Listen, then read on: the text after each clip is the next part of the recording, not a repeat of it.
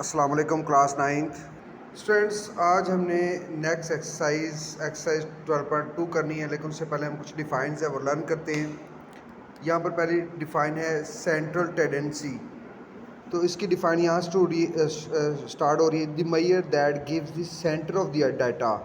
Centre of the data is called measure of the central tendency. तो ये बेटा student define है central tendency की। The measure that gives the centre of the data, यानी data जो हमें given है उसका सेंटर हमें प्रोवाइड करे, तो इस मेजरमेंट को हम क्या कहते हैं? Centre tendency. For example, Hasan studied 6 hours daily.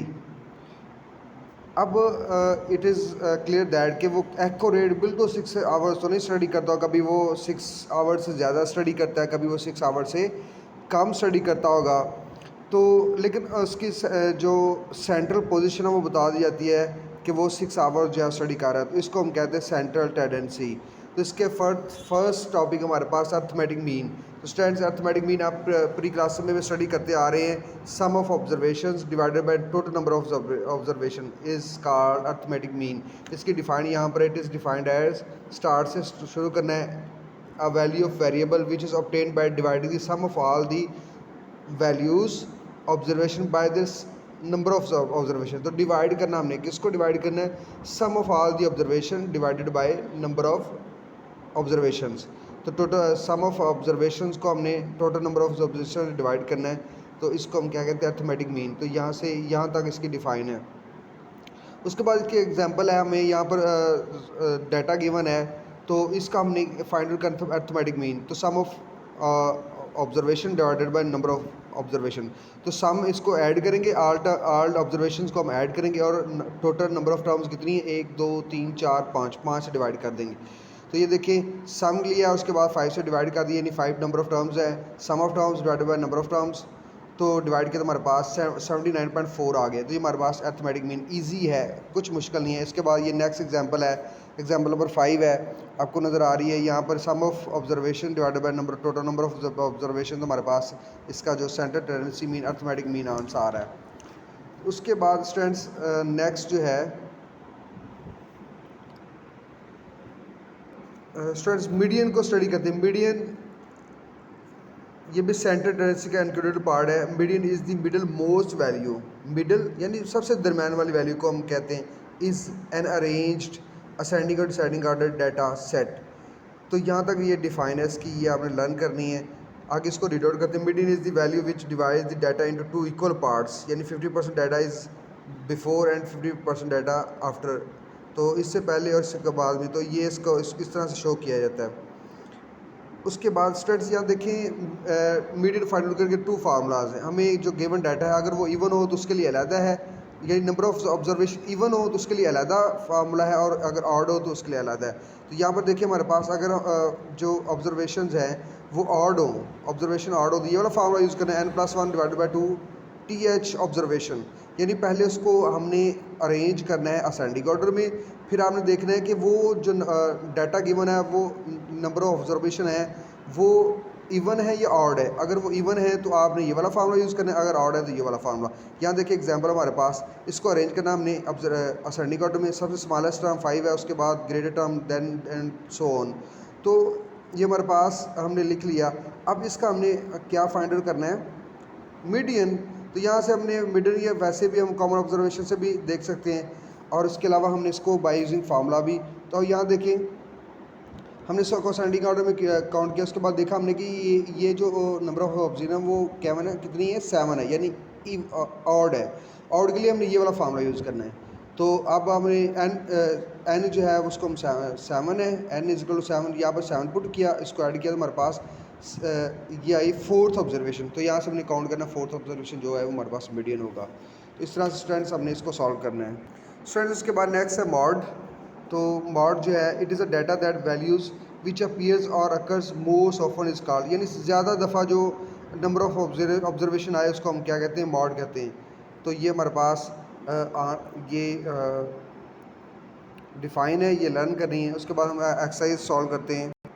12.2 इसका क्वेश्चन नंबर 1 है, find arithmetic mean in each of the following. Arithmetic mean find करनी है स्टूडेंट्स, सिंपली है sum of all terms divided by number total number of terms.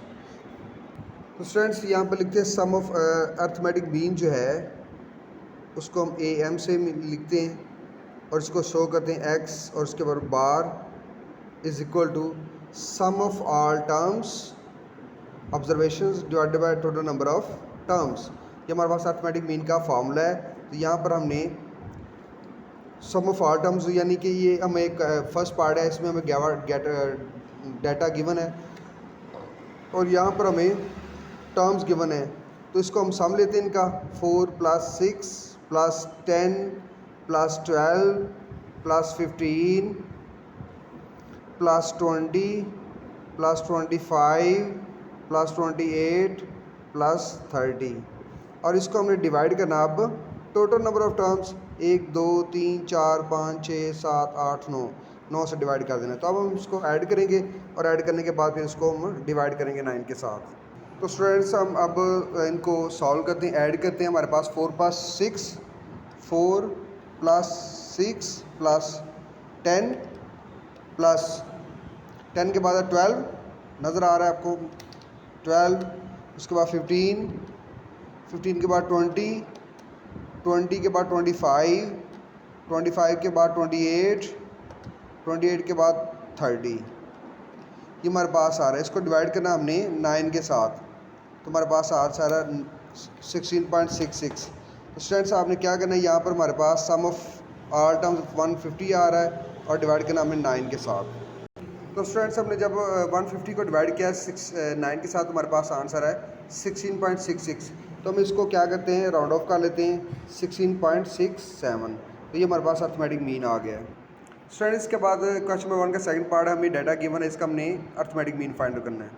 तो students हम इसका सम of observation लेते हैं, ऐड करते हैं ऑल ऑब्जर्वेशंस को 18 + 19 + 0 + -19। यहाँ देखिए हमारे पास माइनस साथ साइन आ रहा है, तो प्लस करके साथ माइनस का साइन पुट करना, फिर आपने प्लस का साइन पुट करके -18 और फिर प्लस का माइनस साइन करके -12 डिवाइडेड बाय। अब इसकी टोटल नंबर ऑफ टर्म्स कितनी है, 1 2 3 4 5 6 और 7, 7 से डिवाइड करना है। Total number of terms, total number of observation 7 है। तो अब इसको हम सॉल्व करते हैं।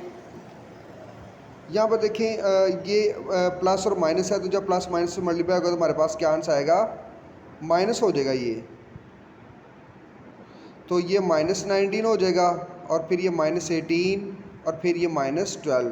तो हमने अब इसको ऐड करना है। अब यहाँ पर क्या करें, इन हम तीनों 4 टर्म्स को पहले ऐड करेंगे, उसमें से फिर माइनस करेंगे क्योंकि इसके साथ माइनस का साइन आ रहा है। तो अब हमने क्या करना है, ऐड करना है 12 और 18। तो स्टूडेंट्स यहाँ पर ऐड करते हैं 12 + 18 + 19 + 0 49 आ रहा है। उसमें से अब ये माइनस करेंगे हम, -19 30 हो गया, फिर -18 और फिर -12। हमारे पास 0 आ रहा है। 0 को जब 7 से डिवाइड करेंगे तो हमारे पास क्या आंसर आएगा, 0 ही आंसर आएगा। तो स्टूडेंट्स ये हमारे पास अर्थमेटिक मीन आ गया है। स्टूडेंट्स अब इसका जो थर्ड और फोर्थ पार्ट है वो आपका होमवर्क है। अब आ जाए क्वेश्चन नंबर 2 की तरफ। Following the are the heights in inch of 12 students, यानी हाइट्स है उसकी। फाइंड दी मीडियन हाइट यानी मिडिल मोस्ट हाइट। यहाँ पर देखिए हमारे पास डाटा गिवन है, तो हम इसको असेंडिंग ऑर्डर में जो है वो पहले लिखेंगे, उसके बाद फिर हमने क्या करना है, इसका मीडियन फाइंड आउट करना है। अब हम देखेंगे, काउंट करेंगे कि ये हमारे पास जो नंबर ऑफ ऑब्जर्वेशन है वो इवन है या ऑड है, उसके अकॉर्डिंग हम फार्मूला अप्लाई करना है। तो यहाँ देखिए हम काउंट करते हैं 1 2 3 4 5 6 7 8 9 10 11 12, यानी इवन है। तो हम इवन के लिए हम जो है फार्मूला वो यूज़ करेंगे। तो स्टूडेंट्स हम अभी हम इसको लिखते हैं असेंडिंग ऑर्डर में। सबसे स्मॉलेस्ट टर्म हमारे पास क्या आ रही है, 51, और 51 के बाद 51 ही नज़र आ रही है मुझे। तो यहाँ पर लिखेंगे असेंडिंग ऑर्डर।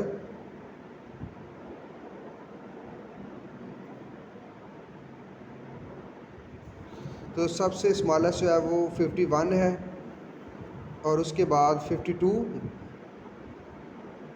और 52 के बाद 53 है और 53 के बाद 54 है, 54 के बाद 55 है, 55 के बाद 56, यस,